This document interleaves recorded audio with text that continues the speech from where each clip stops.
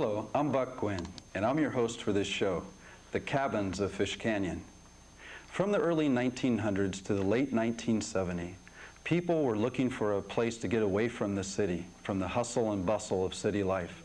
They were looking for a sanctuary, a place that had falls and rivers, a place that had beauty that they could take back home with them in memory. A place that they found was a place called Fish Canyon. We've brought some people in here tonight to share their story with us about life in the cabins of Fish Canyon. They are Howard McQuigg, his wife Ruth McQuigg, and their daughter Jean McQuigg. I would like to start off with and asking, when did you actually have a cabin in the Fish Canyon area? Well, you go. Okay, yeah. You want me to talk or? Yeah, go ahead. Okay. Go ahead, Howard. Most of the time when we were there was, I remember mostly because my own daughter was just barely a baby about that time, so that would be in 1954, maybe 55. And we had that probably until 1970.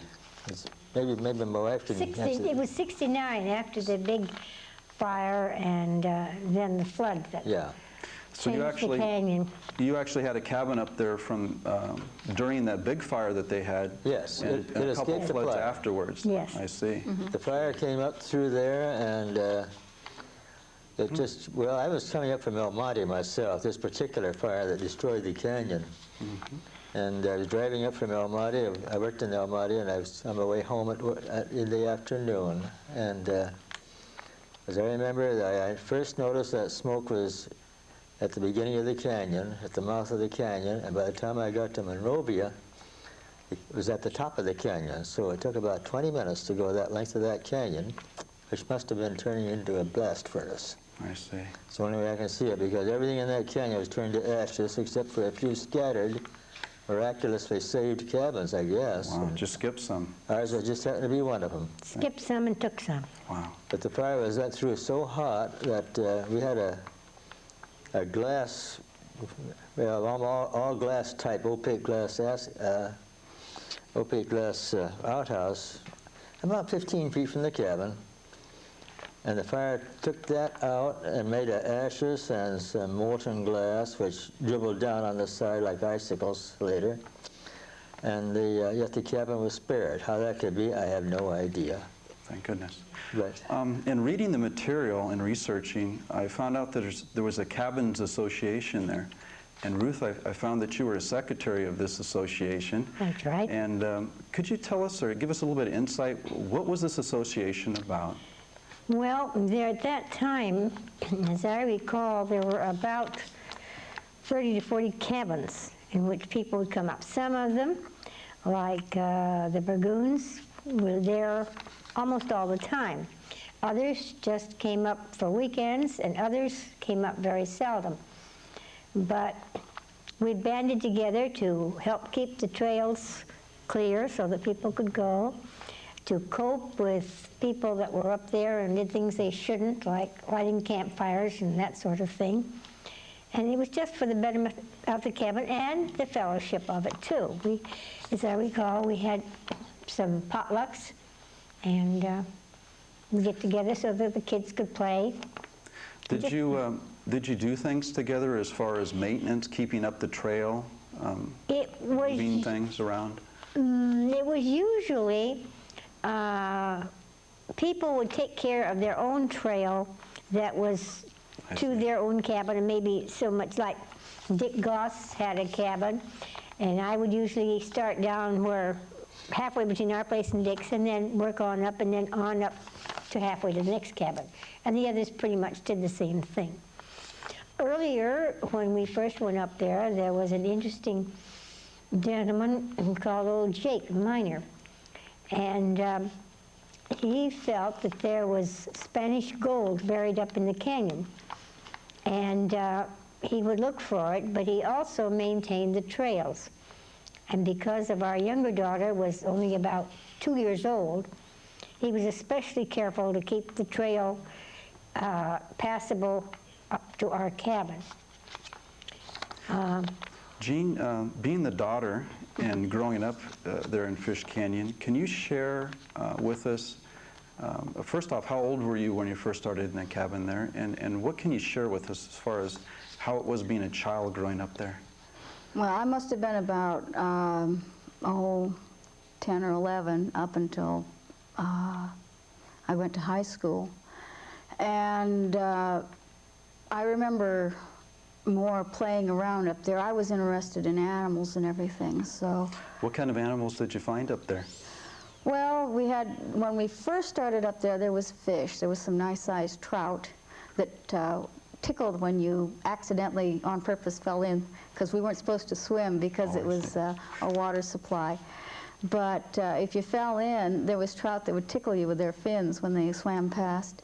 And there was a lot of different kinds of frogs, all the way from something that was no bigger than my thumbnail up to fairly good-sized bullfrog types.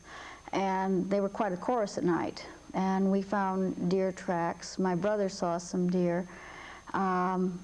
We had salamanders. I used to keep a census count on the salamanders. You'd count salamanders? Who did you do this for? Just yourself? Just or? for myself. I had a little notebook at the cabin, and every time I'd enter the date and how many were in there and how many I'd found. And it was within a certain area around the cabin. And I think I was interested in seeing if we were increasing or decreasing the populations. I see. But, and we had cockamissals, ringtail cats. And we had... What is a ringtail cat? Well, they're called miner's cats. They look a little bit like a cat with a sort of a raccoon-type face and a raccoon tail. And they're extremely athletic. When they moved into our cabin, we had no more problems with mice. Oh, they ate the mice? Yes, They're yes. slimmer than a raccoon. They're built more like a... I see. Like a weasel or something. Well, actually, they were kind of helpful then, right? Getting rid of yes. the We're mice very and- happy to have them there. There was a beautiful scarlet or coral king snake up there that was we saw periodically. There was a mountain lion that I rather foolishly went outside to say hello to from about 6 or 8 feet away. What did he have to say about that? Well, actually, he must have had a full tummy and liked the praise, because I told him how beautiful he was, and he just sort of did a I'm proud type thing, and Fat and sassy, it sounded like oh there, yeah. huh? Then I went back in the cabin, and fortunately everybody else was asleep. They didn't know I went out to see him. But and then we had let's see, there was of course the rattlesnakes, and Did you have any instances where anybody got bit by a rattlesnake up there?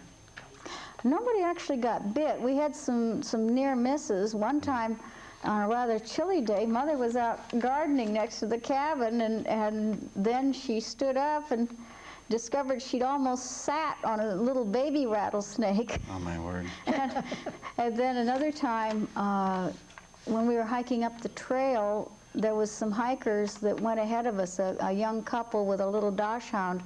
And we remarked at the time how foolish it was, because they were wearing sandals and shorts and the girl was wearing a halter top. And they went past us, and then we heard the dog started to bark, and we heard the girl shriek. So we knew there was some sort of problem. And so my father and my younger brother and I went on ahead to see what was going on. And he had a big pipe wrench, it must have been that big, on his shoulder. We got up there, and here was a rattlesnake that must have been a good 6 feet or more. And it had been coiled up on a rock right beside the trail. And it came down off the rock. The girl and the girl had managed to grab her dog, who was trying to get at the snake. And Pop told them to go back down the trail a ways. Actually, I didn't see them anymore, so I think they just decided to bug out at that point. Let's get out of here. This place has got real activity with dangerous animals. Yeah. The snake came down towards us along the trail, and my brother and I are shrieking at my father to hit it with the pipe and kill it, and he says, why? It's not bothering anybody. So it slithered down the trail, and we slowly walked away. That's how you got a really good look at how long it was. And then it found a sort of a shallow dip in the edge of the trail where it could get down off the trail, and it went away, and we just let it go. The only problem was that people used to let their youngsters out at the mouth of the canyon. And they go barefooted and with shorts and running up and down the canyon. And That really sounds dangerous. I used to be afraid that some of them, being youngsters, would come across a rattlesnake. So I would kill them if I saw them below the falls. Above the falls, that was their territory, not mine. Did you have a sidearm with you or something in case you I had a came up? knife. You had a knife with you? Mm-hmm. Oh, gee. Yeah, you ought to seen her go after a rattlesnake with a knife. It was something. The knife was only about that long. And she'd jump in there and whack at it. They're probably more afraid of her than the knife, it sounds Oh, like. no, we can't Well, her. I didn't like to do it, but I was afraid that some youngster would be bitten, and it could be a real problem. Yeah, sure. Real dangerous situation. Yeah. Howard, I was going to ask you about trail maintenance. What happened as far as group involvement? Did they have Department of Forestry that cleared off the trail for you back then? Who took care of that? Because that's quite a trail. That was old Jake who took care of our trail for us usually. And when he found out that we had this little girl, Mary Ann, why, he said, oh, it's dangerous for her to go up and down the trail like that. And so he says, I'll see that it gets widened for you. And he even, he widened that trail so he could run a tailor tot up and down, widen it for that. And he maintained it that way up to our cabin. That was about a mile. And he was awfully good about keeping that going. And in fact, one place where I remember there was went around a very high, vertical cliff, and he actually built a bridge around that piece of cliff there. It's only about 10 feet long, I guess, 8 or 10 feet long. There were two bridges. There were two areas on the trail which were very prone to landslide. Yeah. And he felt that it was so dangerous that he actually built two different wooden bridges, and those bridges were made out of, the posts were huge logs. I mean, he was very careful to select something that would wear practically forever. Well, he really made them safe. Well, as hard as it was probably to get wood and such up there, you wanted to make sure you had good stuff, it sounds like to me, because getting up on pack mules and horses. Everything had you out there. Well, we didn't have any, we never did go in pack mule. We just carried it ourselves. Oh, is that what you just everything. carry on your backs? Yes. That's right. About 40 pounds. By the time that we got the cabin up there, the trail was no longer passable except for people, and occasionally you'd get horseback riders up there part way. But the switchback, there was one point where you did a switchback trail down to the first bunch of cabins, and at that point it was too steep and too narrow for horses.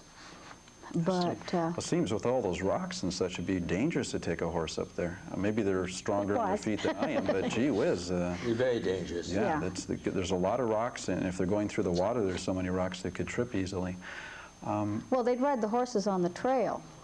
Oh, I see. On the trail, that narrow trail? Yes, up to, well, when after Jake put in, it was more after Jake put in the bridges, because before that, of course, you had to stand going around the landslides. There was the ledge was only about that wide, and it was sort of slanted downwards, so you had to hug the back and sort of side your way along. Once he put in the bridges, then people would take the horses up there. You'd find manure up there where they'd ridden. The But- evidence was there. Yes, it was. I think there was one place where we even had to help the kid. We'd walk across, and we'd have to hold out a broomstick or something to help them get on across that particular area, because it would really be very dangerous. Did you have telephones or any of the luxuries of life up there as we know it today? We had a telephone briefly. Two of the cabin owners strung wire up the canyon, and we had these little small portable telephones. Were they the crank type phones where you'd sit there and wind them up, or were they battery I powered? can't, they're battery powered, as Were I they battery recall. But it didn't take very long before one by one the cabins would be vandalized and the telephones would disappear. So you had problems when you weren't there? People were breaking into your cabins did. and such? We did. Oh, how terrible to think that was happening during that period of time. Well, we wouldn't have minded if people, for instance, if they were caught up there in the rain or something like that, to go in and dry off and build a fire if they wished. But when they would go in and then vandalize the interior of the cabin, and we kept food there, and there again, if they had been hungry and wanted to cook, that was all right. But to leave the doors of the cabins open, and to take stuff and flour, for instance, and sprinkle it over the floor, things like that. Terrible. It was hard to take, yes. No reason for that whatsoever. The lighting up there was kerosene lamps, and that would be, those would frequently be either stolen or smashed, just taken out and smashed. I guess I talked to somebody many years later who mentioned that he had gone up there, and he said that he and his friends had broken into some of the abandoned cabins up there. And I guess they were at the time were kids, and they felt that these were old cabins and all that old stuff was antiques. But I told him it wasn't, and we were very hurt about it. Sure. But Did you let him know about that? we had kerosene lamps, and we had a kerosene stove, wasn't it, Mother? Yeah. Kerosene Kerosene stove. stove. And then we had a big fireplace for heating and roasting, and then we had a wind-up Victrola. And we would... That was your entertainment? That was our entertainment. Your high-technical, We had high-tech sound Yeah. system at that time? That's right. We had a bunch of old '78 records, and we kept them in the cabinet, and we'd crank up the Victrola and play them. And then we kids kept a lot of comic books up there, and that was about the extent of And it. we had some books. I had a copy of Walden, which I never did read completely. As a matter of fact, it was interesting that when those cabins were sold, it was customary in the purchase of a cabin, the contents went with it.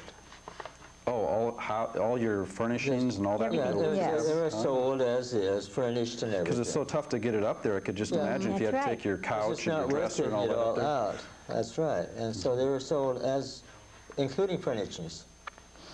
And actually the prices were, I was amazed when I heard the price on those things. The stone cabin up above us, I think we had originally belonged, I think, to some scouts, and that we, rather than get it destroyed, well, we paid $200 for it. $200? Yes. What year was this in? In about 1960. Sounds like a pretty good price to And, me. A stone cabin for $200? Yes, and then our own cabin, complete with furnishings and everything there, was quite a bigger sum. That was $400. Big price. Think of today, that's a month's rent. It had Not even that. I know. It had a living room and a kitchen and a sleeping porch And a and storeroom, and a rail porch outside the living room. and this little storeroom there. Well, And a storeroom. the time has gone so quick. We could Yes. just go on and on for an hour, I think, but we've run out of time. And I'd just like to thank you very much for sharing your story with us. This is real special. And we'll be right back in a few minutes to talk to some more cabin owners and find their story about Fish Canyon. Thank you. The tragedy of child abuse takes many forms, from verbal assaults to hurtful blows. But it is preventable, and we all have a role to play. If you know of a parent having difficulty, reach out, sit down and talk. And if you're having difficulty, get help for yourself. Talk to a friend. Sign up for a parenting class. Take time out. Don't take it out on your child. Contact the National Committee for Prevention of Child Abuse.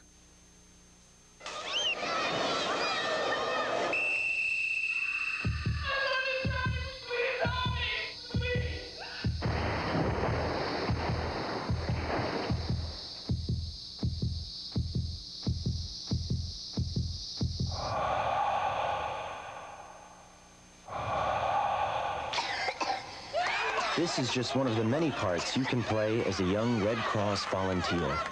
Volunteer and play your part. Hello, welcome back to the Cabins of Fish Canyon. We have two more ex-cabin owners here to talk to us tonight. We have Mrs. Maureen Bowen, on the left side of your screen, and to her left and your right is Tone. Tone was on our last show about the Cabins of Fish Canyon. We're welcoming her back. Thank you for coming here and sharing your story. Maureen, approximately when did you have a cabin up there in Fish Canyon? We purchased our cabin in about 1971, and owned it, I think, up through about 77 or 78. If it's not getting too inside on money and everything, how much did you pay for your cabin? I've heard these prices and I'm not really interested about this. Was it thousands or hundreds? Or? It was about $500. $500 for a cabin. What a deal. Wow.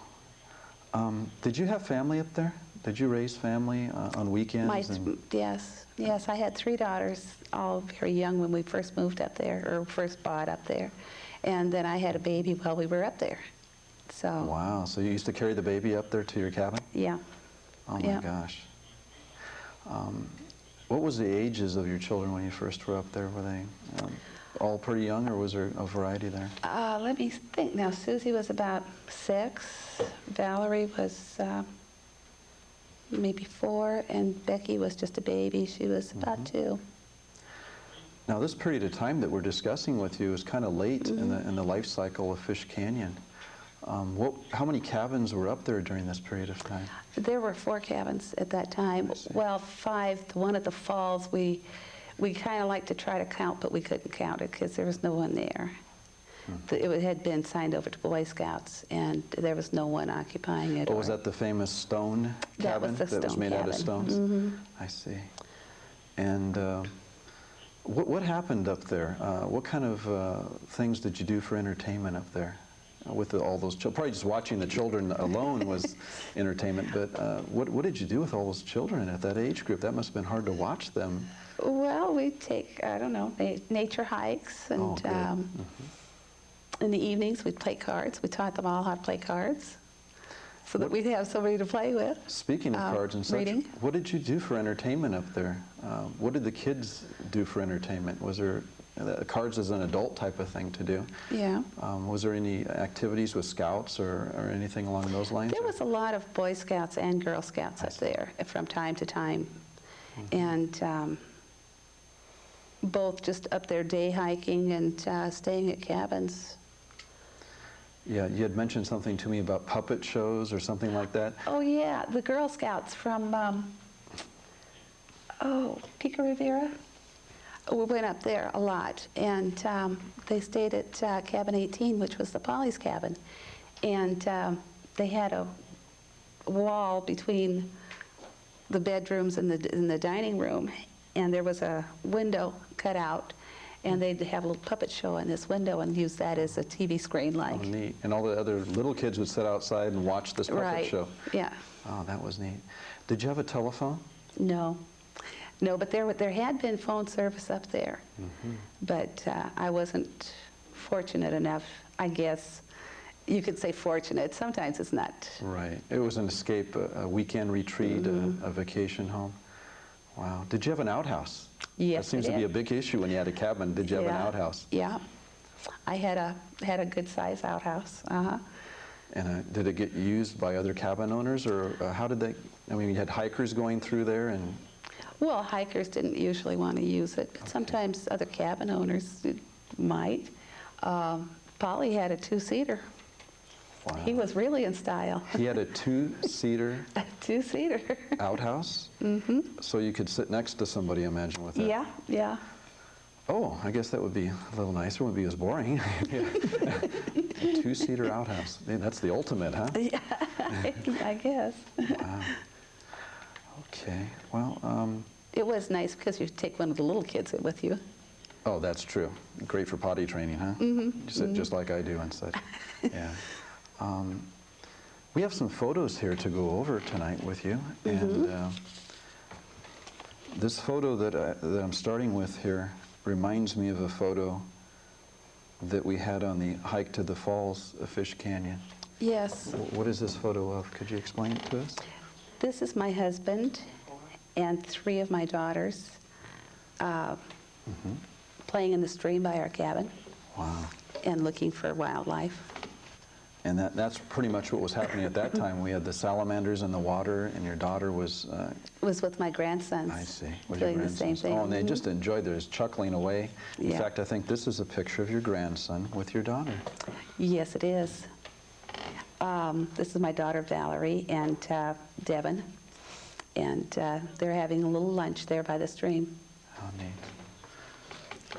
Okay, next photo I have here is a picture of what looks like a lot of cabin people. Is that right? Yes, that's all the cabin owners. The four gentlemen here, this is my husband and Mr. Polly, On Mr. the right side Shannon, there? and Tone's husband, and then all of the children and all of the wives. Wonderful. We have some other pictures. I love this picture. I'm sorry, I'm just going to skip the other ones and go right to this one. Who is this? This is my grandson, Travis. He's, Looks like Tom Sawyer. Yeah, he's eating his lunch. That was the day we all went up the canyon there. Oops, excuse me. We have a picture of a cabin here. Which cabin is that? But this is the Polly's cabin. This is cabin 18. Okay, and Polly's cabin. This is the person's name, Polly? Willis Polly was his Polly. name, and his wife was Marge. Okay. And they own cabin 18.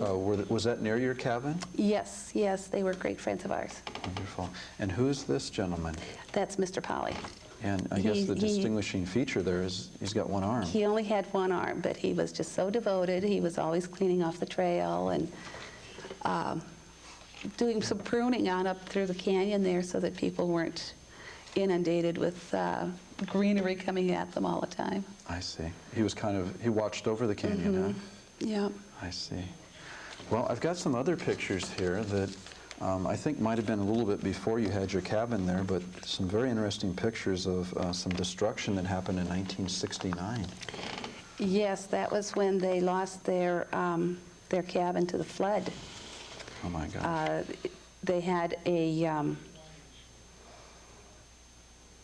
gas cabin I see. up above on a little hill, and then they had their main cabin down closer to the stream.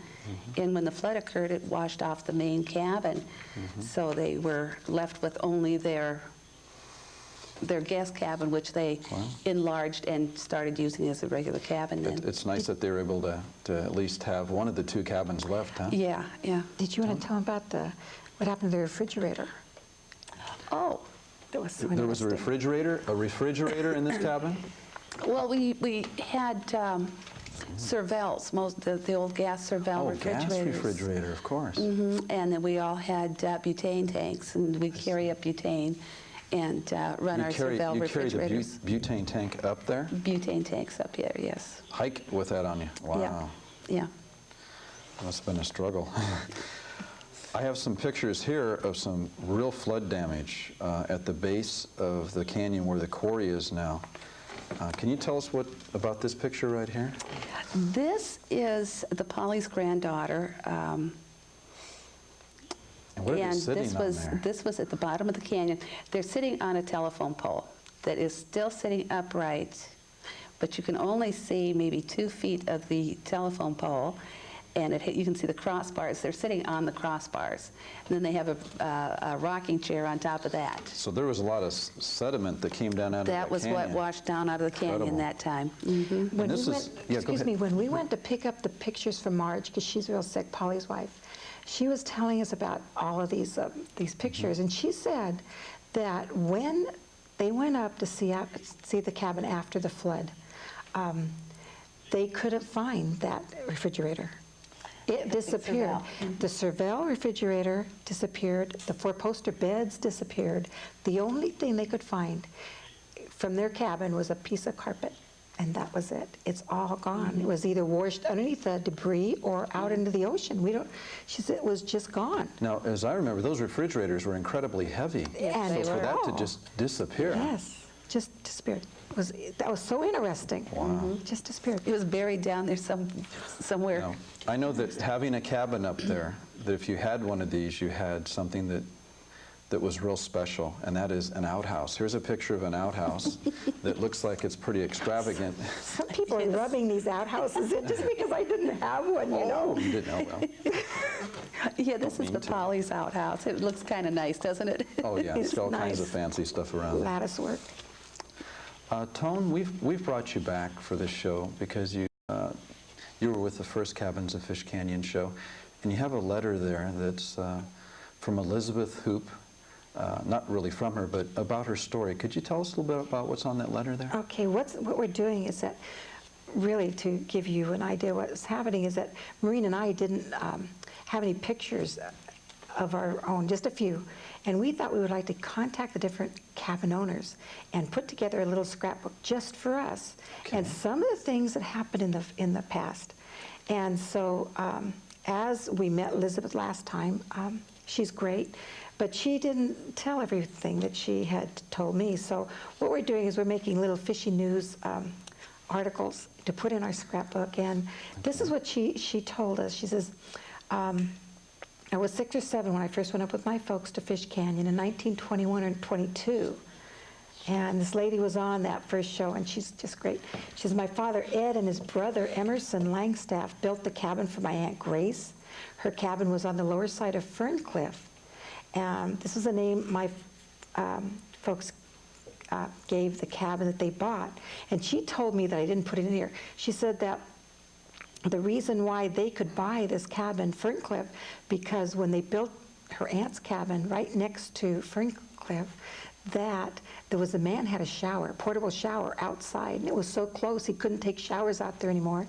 So he felt his privacy was invaded, so he put his cabin up for sale, so Elizabeth Hoop's parents could buy it right next to her. Now, was this a ploy for them to get that cabin? Or? I don't know. It was sort of fun, you know. So let me get this straight. They built the cabin there, and he had a shower. Next door. And he couldn't take a shower in private, so he sold his cabin. Right. And they bought it? Yes. Oh, okay. Okay, yes. Wonderful. Okay. And she went on to was saying that once a couple of friends and I decided to go up to Ferncliff, but there was rain in the forecast, but we went anyway. And while we were up there, one of the fellas kept checking the height of the river all through the night because he was really worried that they couldn't get out. Well, when they got up in the morning, it was not passable. And the only way they could get out is they had to straddle a pipe. And she says they had to, like, mush their rears across the pipe, all of them. And if they had fallen, they would have fallen into the water. raging water? And, wow. And she says the only thing that they were really sad was that one of the ladies had new pants on and they were ruined. But they got across, and that was really nice. Then she went on to tell us that one of the funniest things that she remembered was that on a Sunday there she was sitting there and watching, and there was a lady walking up the falls in high heels. What? High heels. Up that trail in high heels? Can you imagine, in high heels?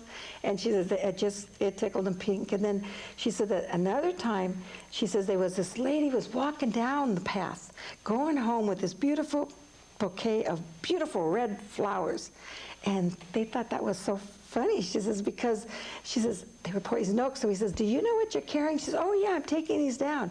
Did you know you're carrying poison oak? And she says, ah, she said it was really funny. She says, and that was really, I mean, it was so much fun interacting with the people on the trail was really neat. And then she goes on to say that we learned that we had to keep a blanket box, and I didn't know that you had blanket boxes up there. But we learned the hard way because a skunk lived under our cabin, and it would get in, and it loved our blankets to roll around in. So we get up there. You have to throw those out, huh? Sticky. Okay. So they had a blanket box, and but mostly we stayed weekends. Elizabeth goes on and said, hardly ever in the summer. It was just too hot, too much mosquitoes. And at the end, we had a septic tank outhouse. This was the first septic tank outhouse on the hill. That was probably bragging rights right there to have the first septic tank outhouse, I imagine. Two-seaters, septic tanks. That's wonderful. So you mentioned insects. I imagine that was a constant problem up there, fighting insect problems, especially towards the summer where the water begins to settle. What kind of insects did you have up there other than mosquitoes? Deer flies. Deer flies were terrible. What's a deer fly? Is it a large It's a mean fly? mosquito. It's a mean mosquito. with an attitude. And we had big carpenter bees, too. Yeah. I thought they were remember the those, carpenter bees. They were great big ones. How about ticks? I've been hearing ticks, poison oak. Oh, yeah. When people go up there, what should they wear? When they go up there, what would you wear? Would you wear shorts? No. Long pants. Long pants? And tennis shoes, and not Okay. thongs. And you know, if you're going to go up Fish Canyon, it's a great walking trail. But you know, the best way to go right now is just go up the river. Plan on walking right in the water, and you'll have a wonderful day. It's beautiful. It keeps you cool, I imagine, too, at this time of year. It's just beautiful. Yeah, on that high trail, you're going to get too much sun. Oh, yeah. It's up higher on the mountain, so you There's don't no get the trees shade. and no shade, yeah. Yeah. One time, Polly, I went up first, the first person into the canyon, you know, and I went in and we always checked each other's cabins out. And Lillian's was first, and then Polly's was next, mine was third. And I got to Polly's, and he had a